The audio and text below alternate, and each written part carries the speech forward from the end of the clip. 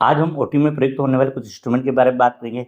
ये ovum forceps है। इसका इस्तेमाल यूट्रस से कॉन्सेप्चुअल मटेरियल है या रिटर्न प्रोडक्ट होते हैं जैसे कि प्लेसेंटा है, ब्लड क्लॉट है इत्यादि को हटाने में काम में होता है।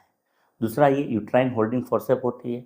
यह हिस्टेक्टोमी के दौरान यूट्रस को पकड़ने के लिए काम में ली जाती है।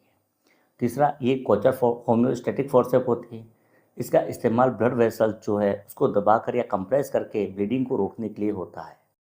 ये बोन कटर है। इसका उपयोग बोन जो है उसको काटने-छाँटने के लिए या बोन जो उसके एक्सेस निकले हुए भाग जो होते हैं उसको हटाकर स्मूथ करने के लिए काम में लिया जाता है। एक ये स्पंज होल्डर है। इसका इस्तेमाल ड्रेसिंग के समय स्वाब है, कॉटन है या गोज़पीस जो है उसको पकड़ने के लिए, साथ ही सॉफ्ट टिश्यू जो है उसको पकड़ने के लिए भी होता है। अगला ये वल्सेलम है। वल्सेलम सर्विक्स को पकड़कर खींचने के लिए काम में आता है, जैसे कि कॉपर टी जो है वो या वेजाइनल हिस्टेक्टोमी जो है उसके दौरान काम में लिया जाता है।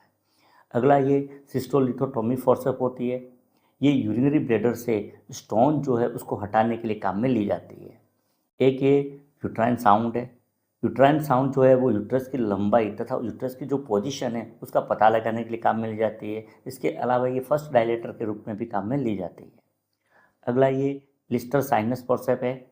यह साइनस जो है उसको साफ करने के लिए काम में लिया जाता है। इसके अलावा कुछ फॉरेन बॉडी जो है उसको निकालने के लिए, साथ ही कोई एब्सेस जो है उसको ड्रेन करने के लिए काम में ली जाती है। अगला ये है टॉवेल क्लिप।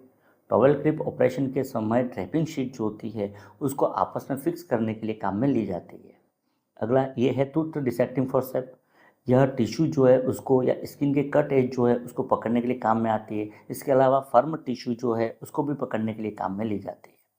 ये है कर्व्ड आर्टरी फोर्सेप।